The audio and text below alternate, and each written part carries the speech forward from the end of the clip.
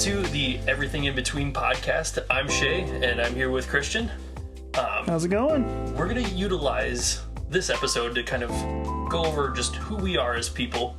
As it was said in the other interview for me, is that it was brought to my attention by my lovely wife that we're not exactly experts per se in this field, but to just kind of give you an idea of like where these viewpoints may be coming from, and just in general who we are as individuals, and just help you guys get to know us a little bit better. So yeah, we're gonna use this time to get to know Christian a little bit better, and we'll get things rolling. How are we feeling today, Christian? I'm good. I can't complain. The sun is out and it's a beautiful day. So not so much up in Chicago. It snowed here today. We also had 70 and 80 degree temperatures all week prior. So experiencing all four seasons in 24 hours. That's Midwest style. I feel like it's been that. I feel like it's just been weird weather everywhere right now. Like we were kind of talking about it earlier. Like there's just nasty weather all over the like Midwest, and then even some of the South. Like I've got family that's dealing with all sorts of crazy like wildfires in Oklahoma right now. Like it's just a weird time to, like, the seasons are all just out of whack, it feels like, which is, I guess, about right for springtime. So for this time of year, it's hazardous weather season for us being in Midwest, and you being further south, closer to Tornado Alley. Yeah, well, closer to, we're like smack dab in the middle of it. I was actually going to ask, like, not knowing geographically, like, where Tornado Alley starts and stops. It's like, how bad is tornado season for you guys?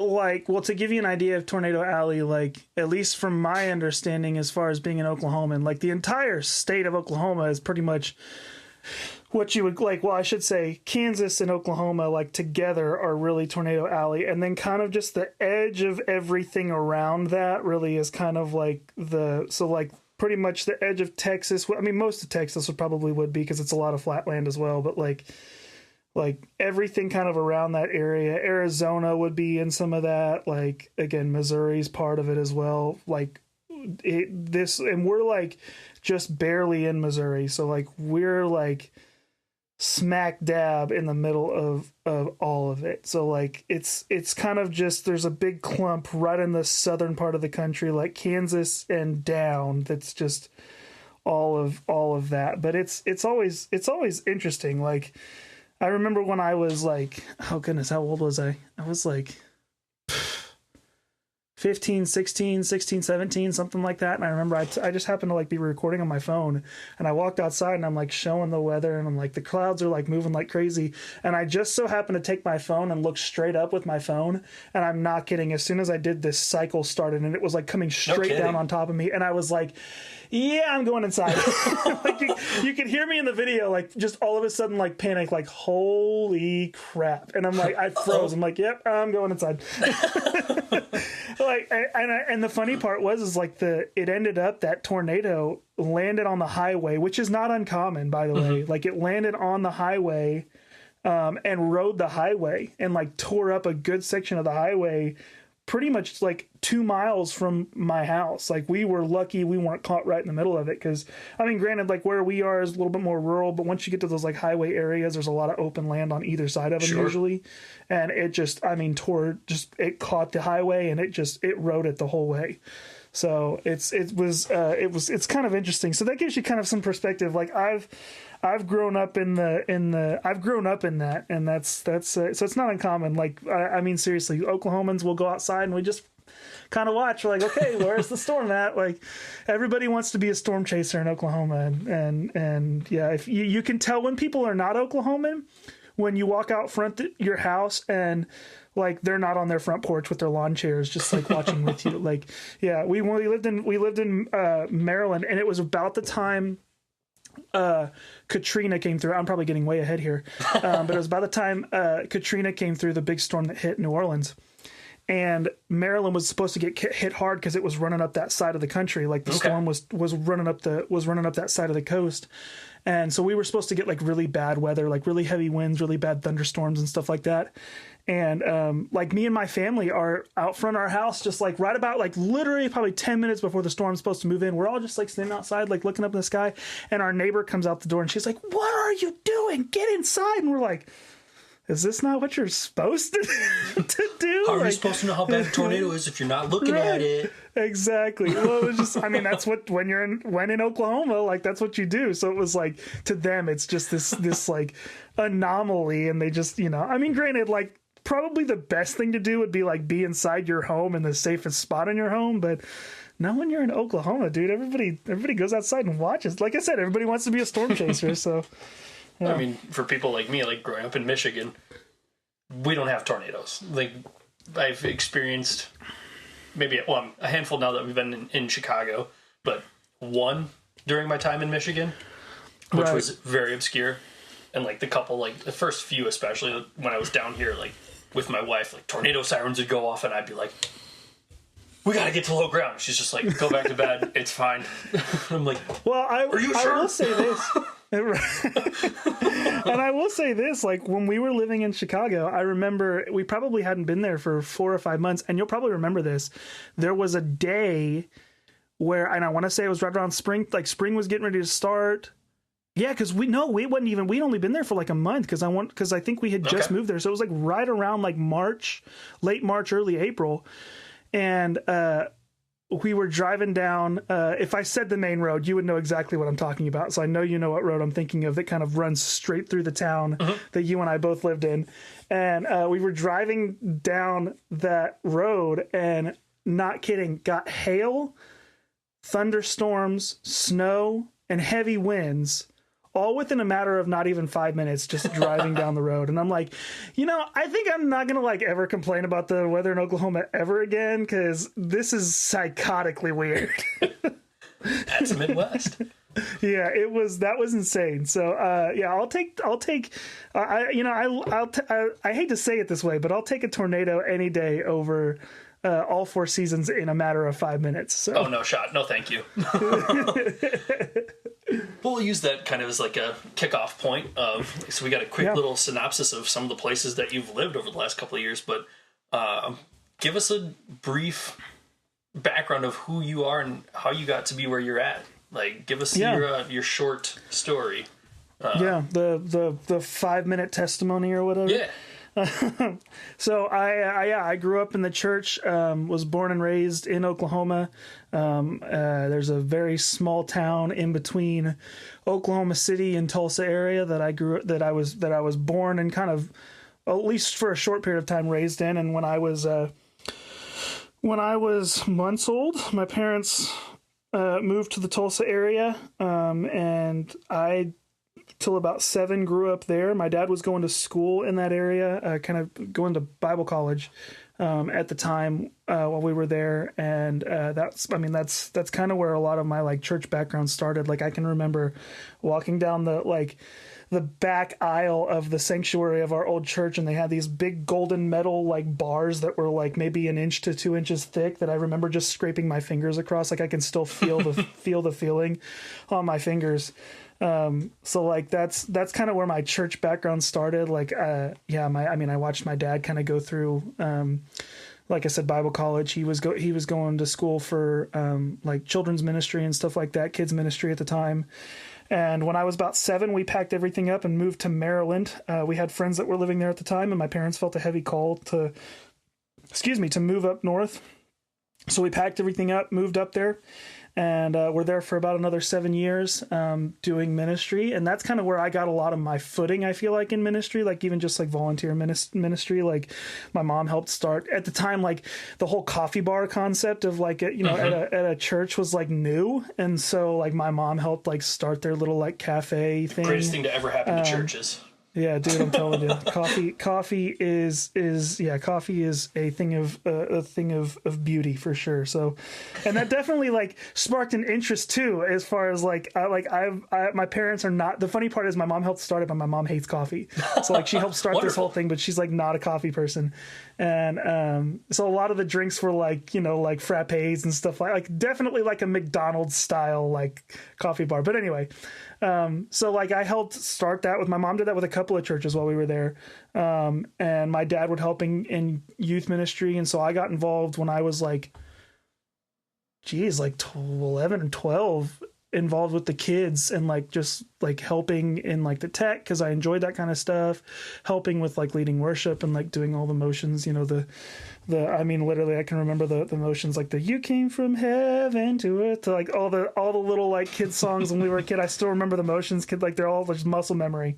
Like I just remember doing those and enjoying that as a kid. And then when we moved back, we moved back to Tulsa, so that I could kind of go through high school and like, again, kind of like really get a foothold and like make some relationships. Cause my parents felt like we had moved so many times in my life at that point. I mean, even like 2 moves at that point in time for somebody my age is a lot. And even then, like I've done it another, 2 to 3 times since I've been in my adult life. And like, I know how heavy that can be on a 4-year-old from the perspective of my daughter. So like, yeah. It's definitely been something that's been ingrained in me to like just like wherever God calls you kind of go. And so when we moved back to Tulsa, I was probably about 14 at the time. Probably about 2 or 3 years after that, we went to this like small little conference, like at a church that maybe had 50 like weekly members at their church, like very small little church. I don't know if I've actually ever told you this story. I might have, but anyway. I don't know. I think I'm learning a lot already. I can't remember if I did or not. This is like the pinnacle moment of my life where I feel like I really like got into worship ministry. But I remember we went to this conference, and my mom had been like talking this whole thing up. She's like, "Yeah, I think you're really going to enjoy this." I had already kind of like showed an interest in music at the time. And she's like, "Yeah, Christian, I think you're really going to enjoy this." And I'm like, not looking forward to it. Like, I remember, like, I'm like, this is, I just want to like, I'm freaking 15, 16, 17. I'm like, I just want to like play video games. Like, I don't give a rip. Like, it wasn't even that. It was just like, I'm a teenager. I don't really want to go sit at an adult conference for a church and like listen to some guy speak for 3 hours and whatever. Anyway, it's like, we go to this conference. In the process, it's like this big worship conference. Like it was just essentially like a 2 or 3 hour thing where it was this guy leading worship. Come to find out, my mom had told me, but I didn't put at the time. I mean, like I said, I'm 17. I don't really give a rip. He was a Dove Award-winning artist, which if you know anything about like the Christian music world, like the Dove Awards is like their what's the Grammys? Yeah, like the Grammys of Christian music. And so I'm like, okay, at the time I'm like, okay, that's kind of cool, but still was like, whatever, like I'm just not interested. And anyway, my mom's the kind of person that she'll like talk to a brick wall, and so she like goes up to this guy, like we like wait. Yeah. Well, if you knew my mom, sorry mom, love you. But we're at like, so my mom like goes up to the guy after the whole thing's done. We like waited around for like 15, 20 minutes after the whole thing was over. Everybody kind of had fed out of the room. And so we waited around. This guy shows up, this guy's like standing at the front of the stage. We go up to him, and he's like, my mom's talking to him for a second, and he comes over, and we start talking, and he just starts like asking me questions and just asking me like these really vague, like trying to get to know me questions kind of thing. And in the process, like I just expressed like, yeah, I mean, I'm interested in music. Like I enjoy that. It's not something that I've really like gotten into, but like I enjoy it. And he just kind of started pouring into me. I was like, I really feel like there's a heavy call for you to go into worship ministry. And when a Dove Award-winning artist who you've like watched now for 3 hours, so you're like, holy crap, like the Holy Spirit was in the room. I mean, and it was like the heaviest feeling while he was leading worship that I've ever felt of the Holy Spirit in the room. It was really, really cool. He's like, I mean, just starts pouring into me. Like, I really think this is something you should consider. I think it sounds like you might be good at it. It sounds like you would enjoy it. And like, I feel like just sitting here talking to you, like there's something that the Holy Spirit's put on your heart, and that may very well be worship ministry. So again, like I said, like when a Dove Award-winning artist looks you in the face and is like, this is what you should do with your life, there's really kind of a hard point where you're like, maybe he's not wrong, So like that was kind of the kickoff of it. And we went to another conference that next day that he was going to be at a much, much larger church. Like it was actually the church that I initially had grown up in. And so we had gone to that, got to hear him again, kind of like really prayed on that during that night, and just heavily felt that pull. And I feel like it's never kind of like quit. Like I've just always felt like I've seen God open door after door, and there's always been an opportunity to lead worship to some capacity. And so I've just kept kind of walking through that. And so when I was, probably, I want to say 6 months after that, I think I got involved with my youth ministry, like the youth ministry worship team, and just kind of started leading worship. Yeah. And my, oh geez, now I'm like forgetting timeline here. Probably about, I mean, I got a chance to work in a lot of different churches in a lot of different capacities at a lot of different like church camps for youth kids and stuff like that. And just, again, like door after door kept opening. And I'm like, okay, God, if you're going to keep opening the doors, I'll just keep walking through. Within that time, I met my now wife, Stephanie. And we, about a year after we got married, had our daughter, Dylan, who's now 4 years old. Will be 5 at the end of this year, which is crazy to think. And when she was about, oh goodness, she would have been 2 at the time. We started looking for jobs. We had already kind of been looking for like worship jobs about that, like for the first couple years of our marriage. And just were kind of like unsuccessful in finding anything. I say it was a couple years, about a year. And this church in Chicago, got a hold of us through a company that I was searching for a job through, and that company connected me with that church, and I took the job. We moved to Chicago, and that's kind of where you and I met. I say kind of, that's where you and I met.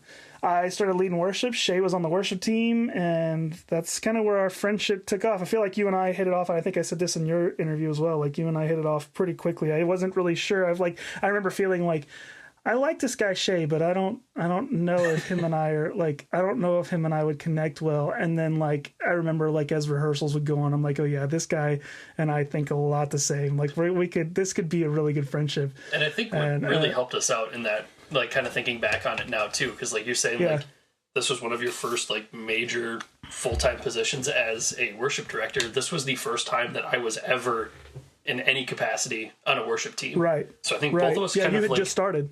Yeah, like maybe weeks before you showed up. Month maybe, weeks-ish. Don't know the time frame there.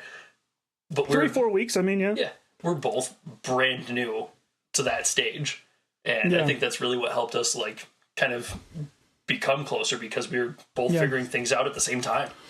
Yeah, we're already both weirdly awkward. So it just like putting us both together at the same time, I think was definitely probably not a smart idea on that church's part. But anyway, whatever. I don't know. I think it led to some good things.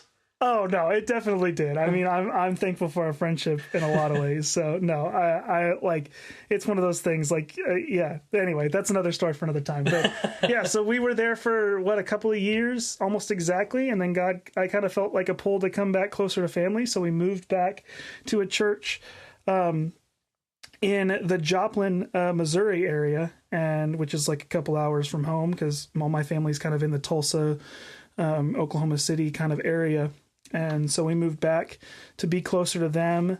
And your and I friendship just never really stopped. Like I had reached out about like, doing like a study together, and we kind of started a book study. And then I kind of was like, hey, would you want to like do this little like podcast thing with me? And that's kind of where this all like came about. And I was working at the church that we got called to here in Joplin for about 6 months, and in the process, things kind of didn't work out there, and which is another story for another episode for sure. We'll definitely dig into that. I'm excited to kind of like dig into some more of that, like with you. I think it'll be really cool to talk about some of that.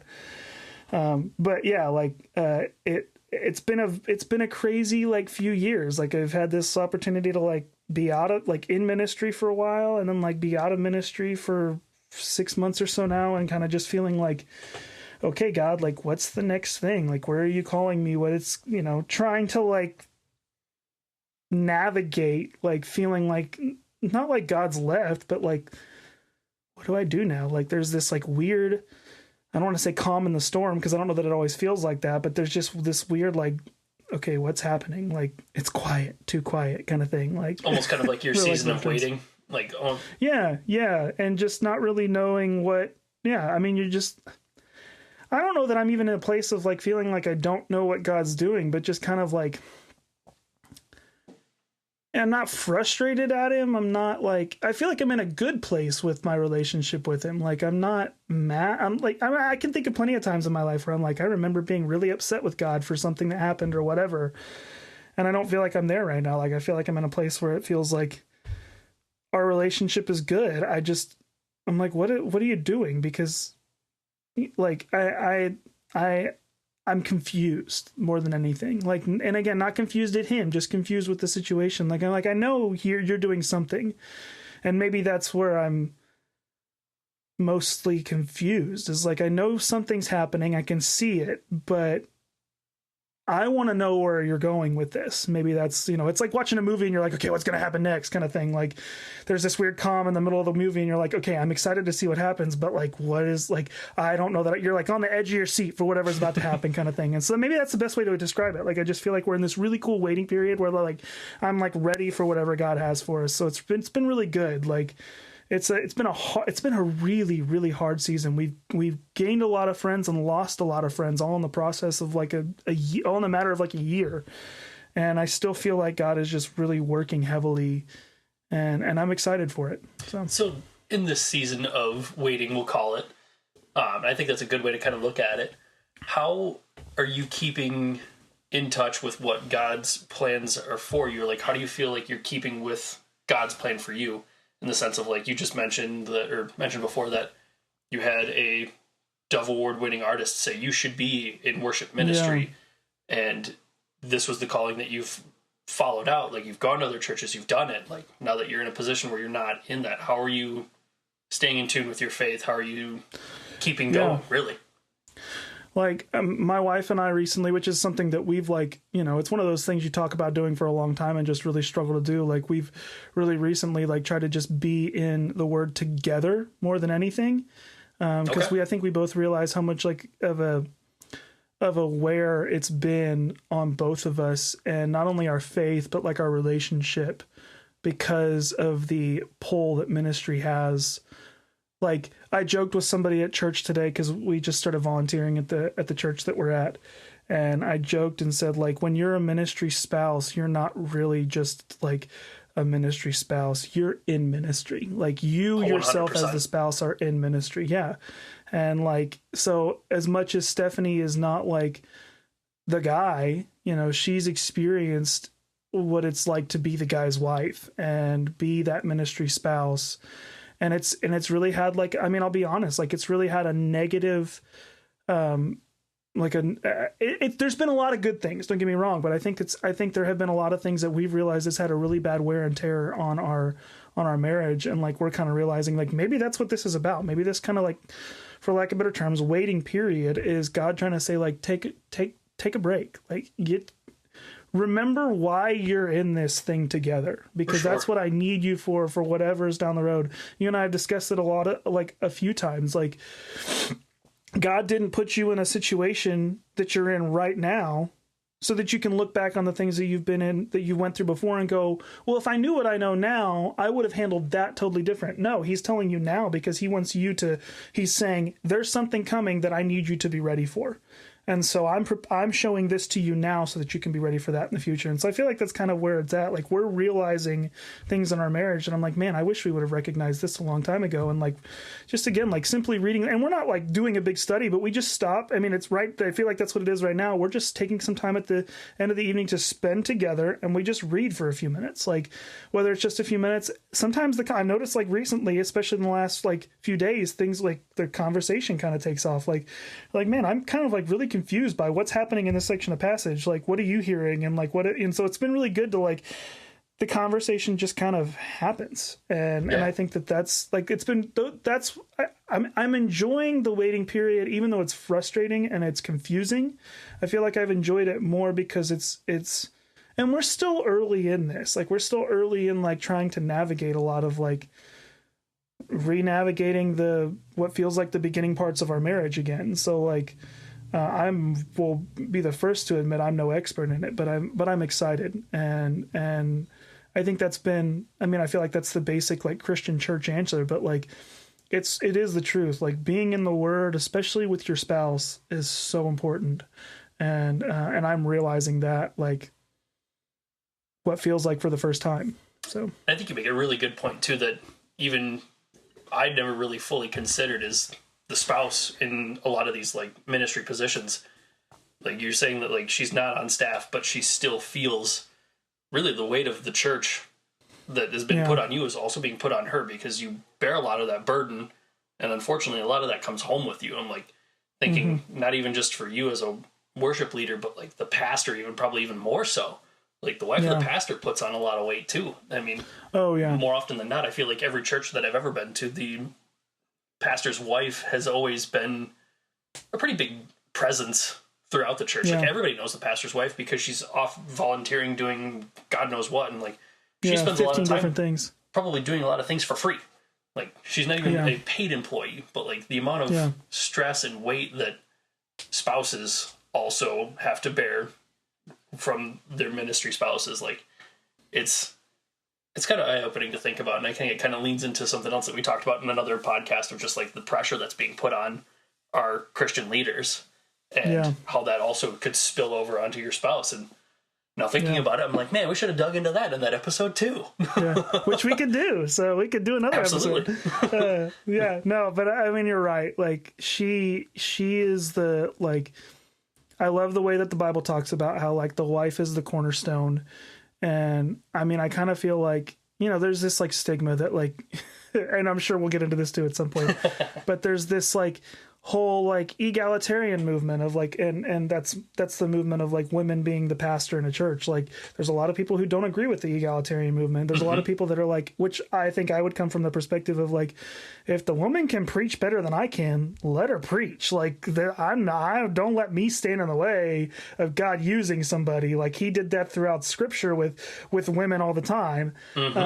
So like, and I think that's the thing is like, I know at least for me, like Stephanie has, when I've stopped and said, okay, God, I'm going to try to, especially in those moments where like we're arguing or we're frustrated at each other or something like that happens, when I stop and just say, okay, God, what are you trying to say through her?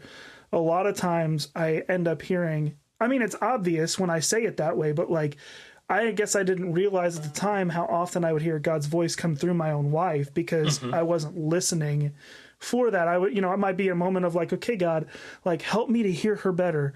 And though that's not a bad prayer, like I feel like it's a whole lot easier to see God through her when you're asking God to show himself through her, because you're opening yourself up to that willing, you're being willing to hear that. So like, I mean, it's true. Like she's been that woman has been the cornerstone of my own faith in a lot of ways because of, the amount of listening that I know she does. Probably better than I do to God.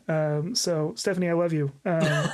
She's amazing. She's the best of everything in my life for sure. Oh, look at you. And I can definitely vouch for that. She keeps Christian in check for sure. So outside of faith and ministry, what's some of your passions and hobbies? What do you do outside of music?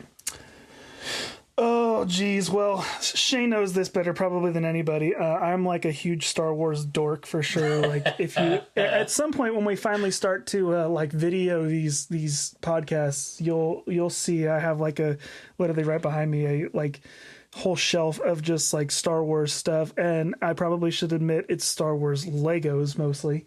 And just a Home Alone house along with it. Cause that's fitting. There's a giant home. Yeah. I can't even see it in the, there's a, I guess maybe I should say I'm a movie buff. Like I really like movies. I like I don't know, like Star Wars has always been that big one for me where like, I just really enjoy like the connection between the light and the dark, how like the Force binds us together. Like the Force in my mind, that's who God is. Like that's who God is in our lives. And I guess I love that about movies. Like I love watching a movie and like finding the little subtle, like connections to who God is. It like blows my mind how often like you'll, even with like scary movies, like these Hollywood directors can't deny that like God is real. Like, and a lot of them will tell you like if the devil's real, then, and we know that the devil's real because even with scary movies, like they'll admit that the devil's real. If they know that the devil's real, then they know that God's real, and they're just having a hard time admitting it to themselves. Is what I feel like a lot of it is. But like that's what I love about like just cinema in general. Like I really like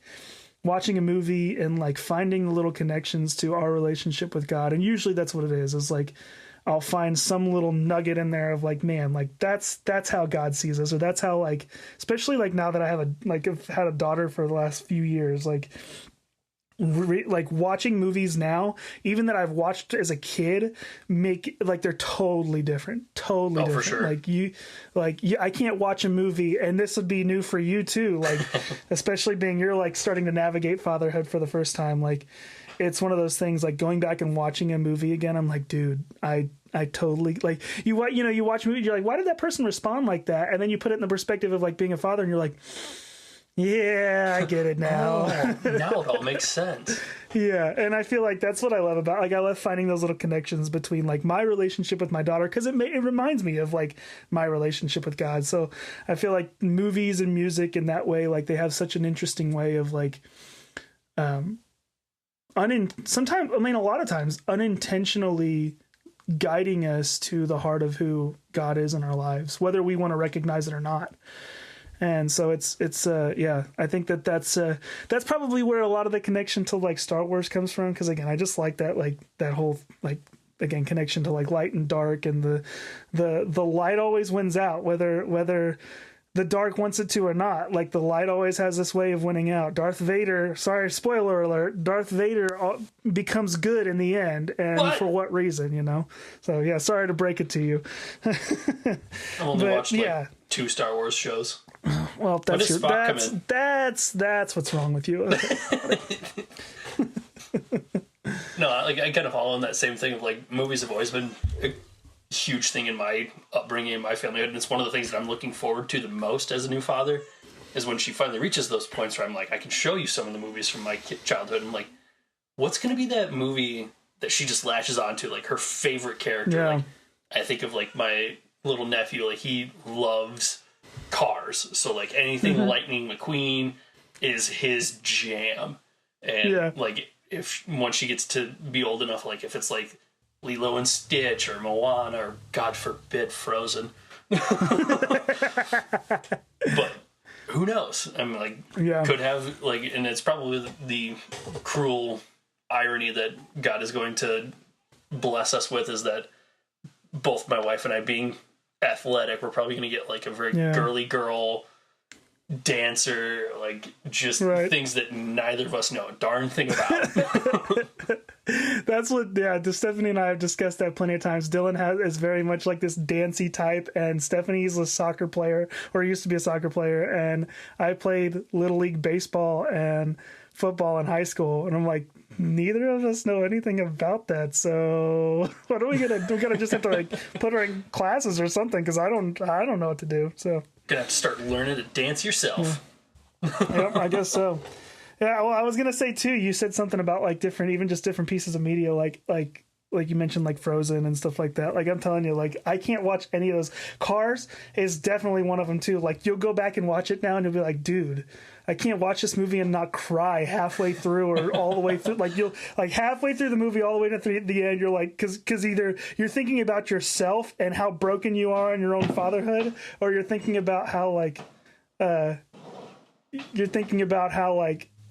you know, your daughter is like seeing whatever in the movie, or how she's being affected, you know, or how like her personality connects to one of the characters. So like it's just one of those things, like, dude, it's you can't watch anything. One of my favorite pieces of media is The Last of Us, which of course they're releasing the second season really soon. If you haven't seen that show, you should so watch it. You should play the video game first, but that being said, like I remember my uncle asked me, because the story is very much like wrapped around this, like the idea of fatherhood. I won't tell you I won't ruin it for you, but it's wrapped around this idea of fatherhood. Yeah, dude, it's so good. Would highly recommend.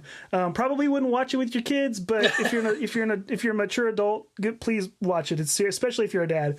But there's this like moment in the entirety of the show where like the main character, or the game, where the main character has to make this like really pivotal decision for the sake of the other main character, and he makes this decision. And I remember my uncle like asked me, he's like, when I finished it, he was like, so what did you think of the main character's decision? And I was like, I don't know that I liked that. Like, I don't agree with the way he handled it. And my uncle was getting ready to have kids at the time. and he said, I went back and played the game again, because at the time the show wasn't out. He's like, I went back and played the game again. He's like, you need to go play it. Once you have kids, go back and play it. And then we had our daughter, and he's like, okay, you're gonna go play The Last of Us again, aren't you? And I was like, okay, I'll go back and play it. So I went back and played it, and I went to him late. I literally, as soon as I finished the game, I was like, okay, you were right. I would have done exactly what the main character did.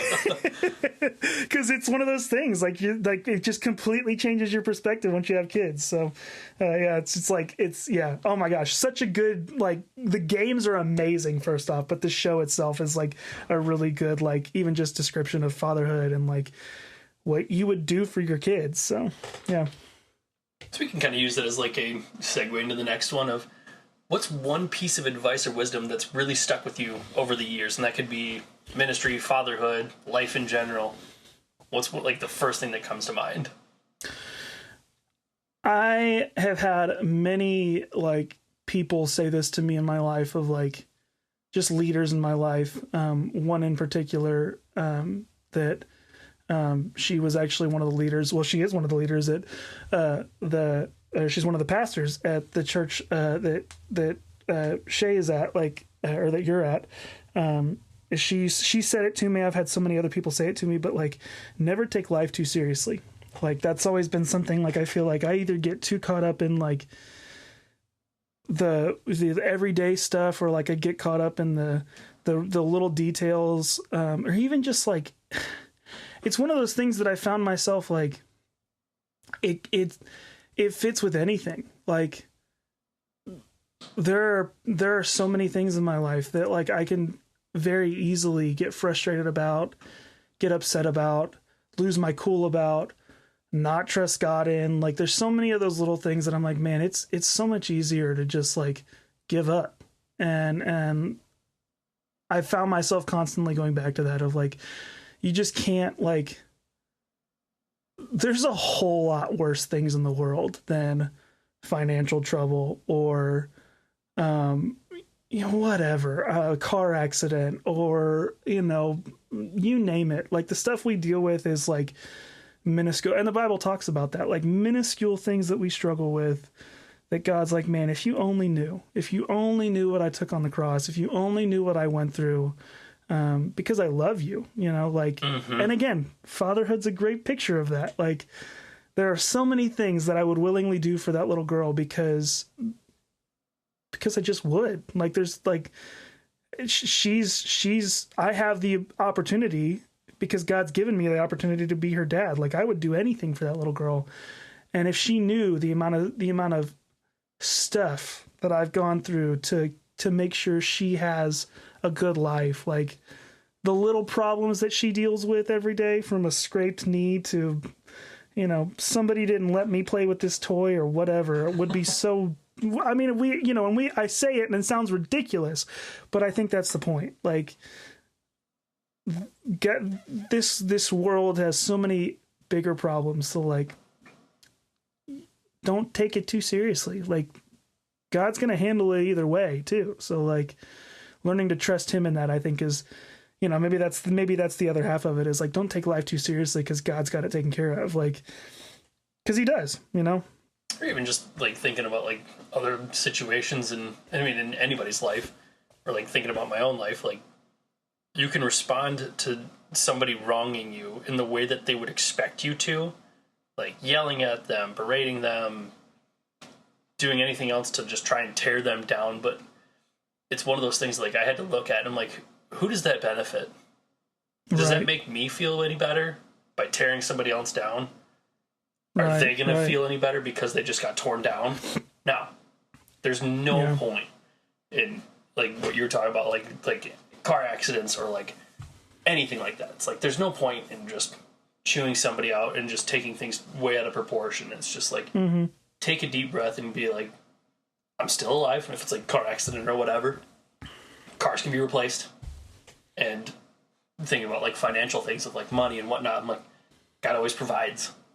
No matter what. He's always going to take care of you. And it's one of my... Here's a good example for you. Yesterday, my daughter was, there was something that she wanted food wise. It was like a snack or something. And I think it got thrown away or something like that, or it got like fell on the floor or something like that. So we threw it away, and she just goes into this all out like bawling fit, throws herself on the floor. And I knew in that moment, I'm like, I can respond one of two ways. I can either be like, Dylan, stop. No, we're not doing that.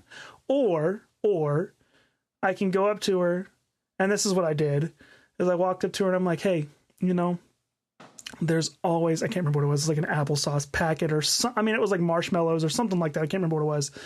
I said, hey, there's going to be more marshmallows in the world. You know what you only get one of? A mommy. And you know what you only get one of? A daddy. And she was like, it was like all of a sudden she kind of realized like, okay. Like at that point, I was holding her like in my arm. And I think at that point she kind of gave me a hug, like, you know, like helping her realize like there's a whole lot bigger problems in the world. There's a whole lot worse things you could lose. Oh, for sure. That like you said, like, okay, I'm alive. The car may be done for, but I'm alive. I'm breathing.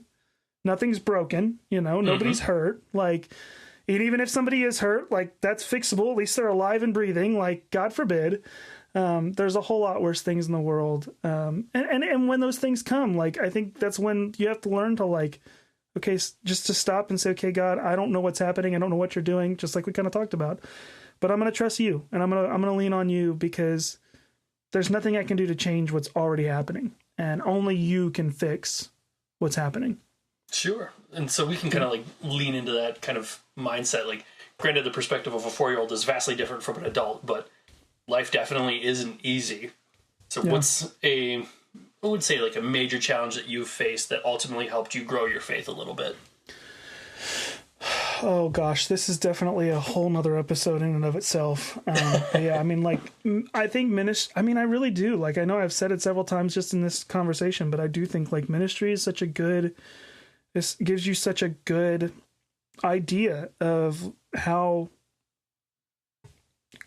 gross and icky people can be.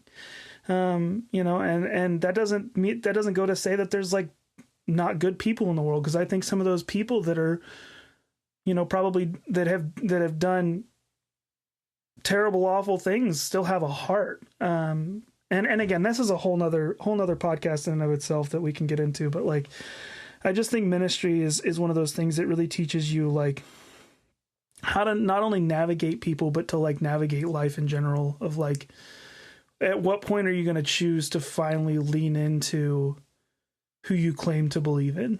And I think that that's something that most people in ministry struggle with on a daily basis, is that thought process of like, you claim that this is what you believe, and if that's the case, then how are you going to respond to A, B, and C situations? If you're going to tell somebody that this is what they should believe, then you can't pretend that the God you claim to be telling them about, that you're not going to lean on them, that you're not going to lean on him either. Like, you've got to choose to lean into what you claim to believe. And that is the hardest part, because there are definitely situations where I've told people, I'm like, yeah, you should do this. And it's so easy to say, like, it's so easy to be like, oh yeah, you could do this and you can do that. And like, God's going to bless this and God's going to do that. And then you get into it and you're like, well, screw that. Like, I'm pissed, you know, I'm upset. I'm angry. I'm hurt. Like, they're not going to do that to me. And I feel like finding that fine line of saying, okay, God, like, I mean, I can only imagine like Jesus's position. Like, that's essentially what, in my mind, like when you're in ministry, like there's a certain aspect of you that has to kind of think that way of like, how am I going to choose to respond? And so like, yeah, like I know I've said it, I'll say it again, but like ministry has been one of the toughest things in general to navigate, because of just how like harsh like situations can be within the church, whether that be between people, whether that be between co-workers, whether that be between a pastor and another pastor or whatever. Like, navigating those things, it's a whole different level, because there's a spiritual aspect to it that you have to keep in mind. And choosing to respond correctly is not even like choosing how to respond, choosing to respond correctly. Because again, at the end of the day, like, I know what the right, I mean, I hope I know what the right answer is, but choosing to respond that way is the single hardest thing to do. It's truly been kind of like eye-opening for me to become like a close friend with you, who's been involved as a employed, like employed by the church. Like you've been a worship pastor, a worship leader. And you've seen me respond incorrectly. Right. And like, I mean, we're all broken people. We're going to make bad choices, and it's just how we respond after the fact. Yeah. But it's really been eye-opening to kind of understand more so like the intricacies that go into church life as an employed member of the church, whether you're a pastor, whether you're a worship leader, any of them. Like the woman that you were speaking of earlier, that I'm sure bears a lot of weight on the church, and she's not like necessarily like a full-time pastor, but she does a lot of like other ministries outside of the church.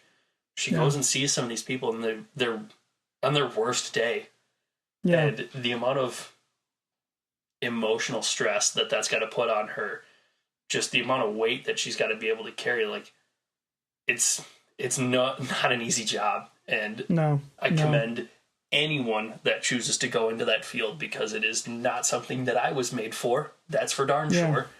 But it has been really, really kind of just, again, eye-opening to see the other side of it, what's on the other side of the curtain. Like, and you don't think about it from that perspective, but like all of your coworkers are also, for lack of better terms, to give you a kind of a perspective, like all of your coworkers, all of the people in your congregation, because to some extent, like your volunteers or your coworkers, those are also your friends and your family. And those are the people that, like, there's no amount of getting away from it. Like, even if the one place that I feel like you should be able to go, you almost feel like you can't, because then, like, if somebody sees what you're dealing with, then all of a sudden, like, oh, you're broken. Oh, you're messed up. Oh, you're dealing with something that's like earthly, like you're a human being. And then all of a sudden it's like, then why are you leading our church? And you're like, because I'm just like you. Like, I'm messed up. I made mistakes. Like, would you want? And I'll say this will be the last thing I'll say on this. But like, would you want somebody who doesn't know what you're going through to be leading you and how to navigate those things? Because I think that was the whole point of what Jesus did in the first place. Like, you want somebody with some experience, right? The man took everything you've ever felt and experienced, all of that, and multiply it by 7-8 billion people.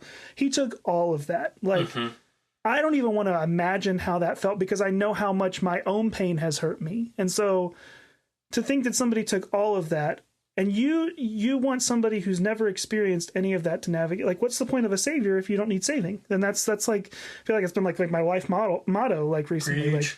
Like, what? Yeah, I mean, it's not. That's just, I've heard people say that, and it's true. Like, you. Oh yeah. I can't help you if I've never experienced what pain is like. Like, Jesus experienced pain. Like, he understands because he went through it. He didn't respond negatively like we do, but he understands because he went through it. And I don't want to. I'd be a bad dad if I didn't express to my daughter, like, I'm messed up, but there's one who isn't. And he wants your whole heart, you know? Oh, yeah. I mean, it goes back to, like, we've talked about this a lot in the other podcast, talking about just ministry leaders in general. So if you haven't listened to that, definitely go listen to that.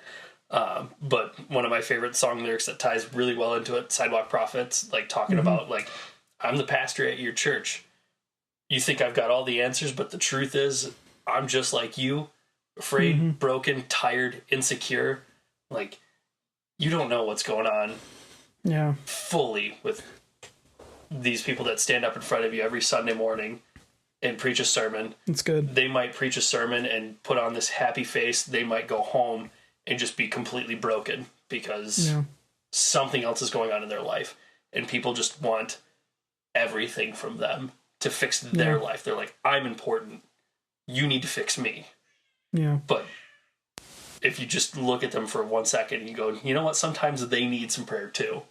Yeah. They need a little help too. Yeah. I got heavy. That's true. What'd you say? So that got heavy. Yeah, no, but you're right. You're right. You're really right. Yeah, and definitely there's a whole topic even outside of what we've discussed, which, yeah, if you haven't heard that episode, you should definitely go listen to it. We actually recorded the first episode for the podcast before we're recording this initial like trailer interview aspect of it. So yeah, it's probably going to be one of the very first episodes. So definitely go listen to that when you get a chance. So I think we're at a good wrapping up point. Yeah. So we'll kind of finish it off with this one last question.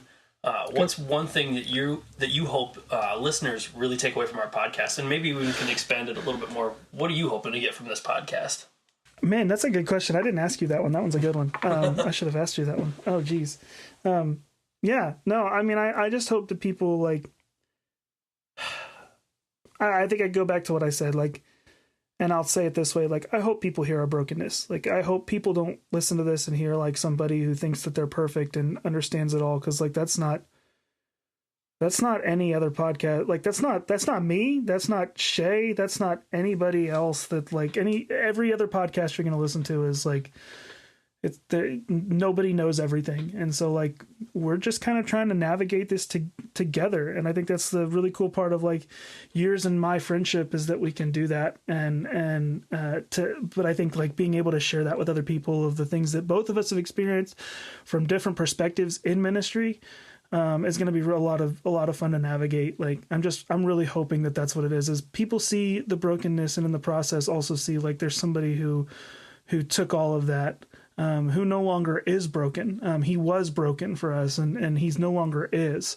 And he wants to continue to take the pain, because he already took it.